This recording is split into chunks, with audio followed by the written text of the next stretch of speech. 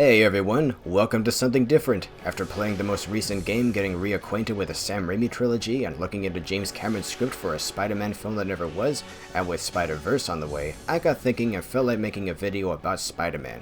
My Spider-Man. There have been numerous inspired interpretations of this character over the years, some hitting the same story and character beats we expect, and some going their own way. The new game's approach is particularly interesting as it completely skips the origins of the character and his early superheroing days altogether, picking up 8 years after all that stuff we're expected to know already, so it can try its own hand at a new story about an older, more experienced Spider-Man who's grown rather comfortable with the usual fare of baddies, unprepared for a new wave, a higher tier of villains to emerge, and some heavy losses that we rarely see in Spider-Man media.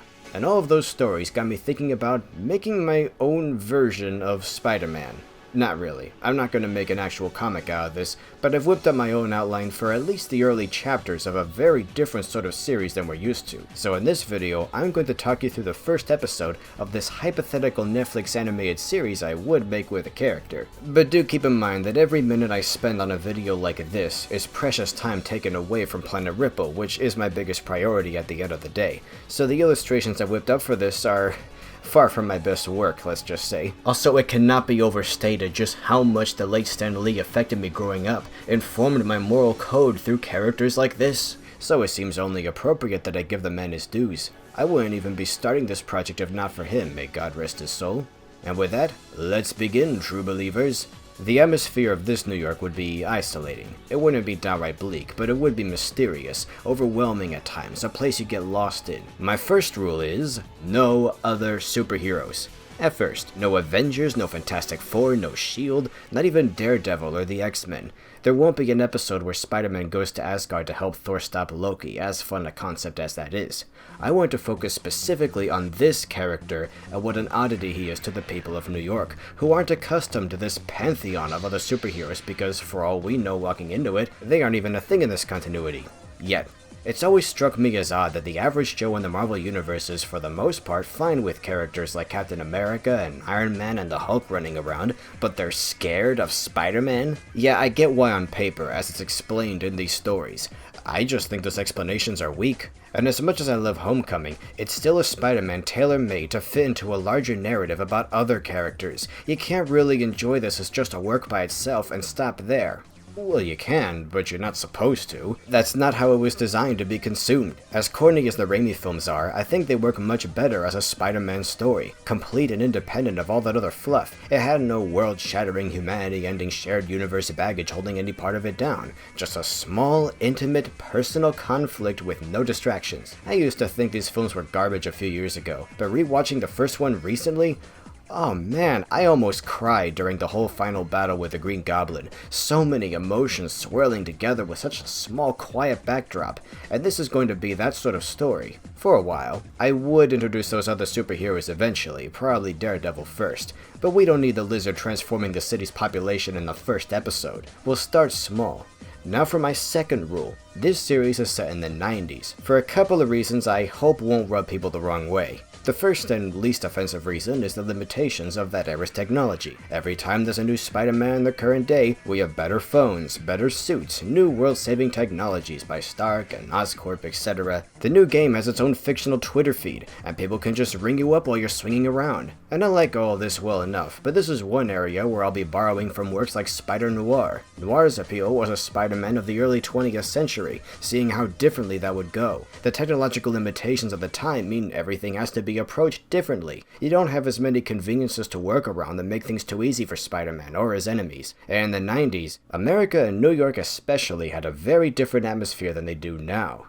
You can probably guess why. Spider-Man has had an awkward relationship with the World Trade Center since 9/11. The first teaser for the original Raimi film features a helicopter caught in a web between the towers. That's an amazing image, and from my understanding the James Cameron film would have ended on the rooftops, high above anything else in the city. Just the visual of Spidey forced to scale something so insurmountably high, and with nothing else to swing on or catch himself from if he falls except maybe the other tower if he's lucky, would have been mind-blowing in the 90s. But don't think I just want this series set before 9/11 because the World Trade Center looks cool. That'd be disrespectful to say the least. Simply put, after 9/11, real-life New Yorkers' relationship with this fictional character changed. The Trade Center was scrubbed out of the marketing, like we're supposed to forget it was ever there, but the wound was still fresh, and the film released in 2002 became a sort of affirmation. You can see in the film just how much Raimi loves New York, loves the people there. There's the classic bridge scene where the people have Spider-Man's back, where New York bands together to help him out, throwing things at the Goblin to buy Spidey time. He became the people's hero. They were united. It was this great human moment that people in real life desperately needed to see after 9/11 left us in shambles spiritually, made us feel so alone. Much like Americans needed Star Wars after Vietnam, we needed Spider-Man. But before 9/11, not as much. I think exploring a more innocent time when Spidey isn't yet this symbol for traumatized New Yorkers to rally behind, this figure embodying the indomitable spirit of New York, and is instead more of an urban legend, would be interesting. So what about that? What about the actual story? Well, kinda like in Homecoming, this will pick up when Peter Parker's already been doing this for a while. We've already seen him get bitten by the spider, we've seen Uncle Ben die, we've seen all of that before. Now these things would be depicted in some form via flashbacks and conversation, but we don't need to retread this old ground for the 1000th time in the first episode, and we don't need to jump so far in the future, not 8 years like the new game does, more like 2 or 3 years. He's still a kid, he's still in school, barely, and while he may not exactly be new to this, he's still learning, and most of his enemies so far have been small-time crooks. He hasn't faced anyone like the Green Goblin or Venom or even the Vulture yet, and while he is doing his part, great power, great responsibility and all that, he hasn't fully committed to it yet. Like I said, nothing really that serious has come along yet. No giant gangs or terrorist cells, and this version of Peter is more intimidated by the average citizen than any supervillain, hence he only comes out to be Spider-Man at night, once he's sure Aunt May is asleep, when far more crimes like Uncle Ben's murder take place. Sleep is something he doesn't need as much of since getting his powers, we'll say. It's kind of a cliche at this point that Peter neglects his normal everyday responsibilities to go web swinging. He's always late to the Daily Bugle, late to class, late to delivering pizzas, late to paying rent, late to his date with Mary Jane. He's always running late for things because he just stopped a shootout at Spider-Man and there simply isn't enough time in the day to be Peter Parker. But this Peter, at least for now, still does a decent job prioritizing the small things, getting good grades, being there for his loved ones without the mask on. He tells himself the police can handle it during the day. Because of this, coupled with not that many people carrying cell phones to take pictures in the 90s, nobody's ever gotten a good look at the Spider-Man. Not even the Bugle's best photographers. Nobody even knows if he has any powers or is just a guy with a utility belt.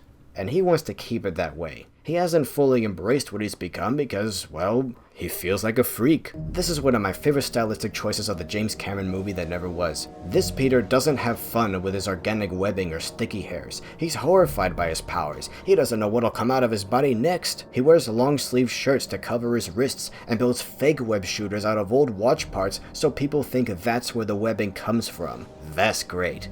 And we'll compound that with his fear of mutant prejudice. Yeah, I know I said the X-Men wouldn't be a thing, but mutants still are. There aren't that many of them, and we could chalk up their mutations to being Oscorp's fault, dumping things into New York's water that pregnant women end up drinking or something like that. And while they aren't as feared or hated as in some continuities, it's still pretty bad, especially given this is a couple of decades ago and America wasn't exactly progressive then. And while Peter himself is technically a mutant, he wasn't born that way. He was bitten by a spider during a field trip. So in his mind, he doesn't count. He isn't like those other mutants you see. He says patronizing crap like, I'm not a mutant, not that there's anything wrong with that. He takes the path of least resistance, trying his best to conceal his powers, pulls his punches so society will tolerate him. If he stops an out-of-control bus, he'll try to make it look like it just crashed on its own. This is another reason he only works at night. He's hiding so people won't marginalize him too. As far as the people of New York can tell, he's a normalish guy with web watches and sticky gloves. Isn't that much stronger than an average man, and has crazy good luck. Even his costume wouldn't be as streamlined or form-fitting as we're used to, more like the noir suit or his Last Stand getup, something modest and quickly thrown together that people would imagine looks cooler whizzing by in the night than it actually is up close. Maybe even cut out the soles of his boots so his feet will stick to walls. He can make better costumes later on, like Daredevil or heck, the Tobey Maguire version. Lastly, while he does a decent job balancing his responsibilities, he hasn't been spending much time with childhood pals Harry Osborn or Felicia Hardy. You heard me right. right? Because he's scared of being found out or rejected. He doesn't know how to react to his powers, so he's distanced himself these last couple years while they try to give him space, and so the three have drifted apart. I think it's pretty clear by now that my version of Peter Parker isn't perfect. Not even ideal, really. He's still smart as heck. He did design a decent getup and fake web shooters, but he's not Iron Man. He's 17 and hasn't been challenged much since Uncle Ben's death has set him on this path. But that's all about to change in an encounter with his first supervillain, the Scorpion. Now why would I pick this D-lister, who even Insomniac struggled to make interesting in their game? Simple. I'm going to make him a mutant, manipulated by Oscorp into giving up his rights and being experimented on. In this continuity, all the mutated spiders like the one that bit Peter were designed and bred by Harry's dad, and Norman's put 2 and 2 together. He doesn't know it was Peter, but he knows somebody stole one of his spiders, stole fizzy lifting drinks if you will. And this Spider-Man with spider powers didn't come out of nowhere. He isn't even falling for this web shooters crap. He hasn't made a move yet since this Spider-Man doesn't seem to have it out for his company. He's on Norman's to-do list, but he isn't the biggest thing on Norman's mind. Yet. He'll get around to it. He's been going easy on the web slinger, observing and studying him from afar until it becomes clear this is just some yahoo playing games who probably got his powers by accident. So he is a liability. But bringing him in with an anti-Spider-Man should be small potatoes. As luck has it, there's this new guy, Mac, who interns at Oscorp and starts manifesting his mutant powers on the job. I know mutant powers tend to manifest around puberty, but we can just say his power was so low-key it didn't become a problem until recently, say 19. Mac's body produces poison, has for years, but nothing that potent. Small stuff like he'd kiss someone and his saliva would make them nauseous, but now it's really getting out of hand. His blood becomes acidic like the aliens, his spit is toxic, everything coming out of him, his open wound of a body is producing so much stuff that he can't live like a normal person anymore. Norman Osborn sees an opportunity. He butters up this vulnerable mutant in denial, saying the company can cure him, or at least help him control his powers so it doesn't interfere with his life, and a desperate Mac falls for it hook, line, and sinker. What's he supposed to do? Go to a normal hospital? In the 90s? Norman scientists develop a vent of sorts for the poison to be funneled out of, a cyborg tail that draws it out of him and keeps it in storage so he can discharge large quantities of it if he needs to. And then the real clincher. Before Norman can cure him, he wants Mac to hunt down Spider-Man and bring him in for study, dead or alive, whichever is easier. Then he'll cure Mac for real. Mac is armored up, given performance enhancers that make him super strong, maybe a prototype of what the Goblin would eventually use. And the Scorpion is born. It does take him a while to find this more low-profile Spider-Man, but he eventually does. Spider-Man has never faced anything like this. He's totally unprepared and gets his arse kicked. Thankfully, he isn't as affected by Scorpion's poison as most people would be due to his powers and the original Spider-Venom already in his system, but he's lucky to make it out alive. Norman is observing this through a camera or speaker built into Mac's suit. In fact, it becomes clear to Peter that someone's directing Mac during the fight, telling him what to do and threatening him. So next time, Peter's gonna have a plan. Scorpion has a much harder time locating Spider-Man after that since Spider-Man is now actively avoiding him, so the impatient Scorpion decides to draw him out with some collateral damage during the day. And this is the first time Spider-Man has to come out in the open in broad daylight for all to see. Their rematch eventually takes him out of the streets and into a dark warehouse, and Peter's doing much better this time. In this environment, it's pretty even, until Max starts spraying poison everywhere, not leaving Spidey many safe surfaces to cling to. The poison even melts his webs. He still isn't strong or skilled enough to beat Mac, but he does the next best thing. He figures out where the walkie-talkies are and dismantles them, or shorts them out with some homemade super taser or electrified web bombs or something like that, cutting off Norman's feed. Norman can't see or hear anything Scorpion is doing. Looks like Mac is free in a way, though still mad as hell now that he really doesn't have anything to go back to if not Oscorp. Peter confesses that he was made the way he is by Oscorp too, and Mac realizes that he was never going to be cured, or freed for that matter. Now Norman will just whip up another super soldier to come after him and Spider-Man. The two have something of a rapport, but it's very uneasy, and he's not sticking around. He bails and not long afterwards starts taking up jobs for crime families, anyone who will pay his bills for some extra muscle. And it gets some of them thinking, if he could become this strong, this terrifying, what could they turn themselves into?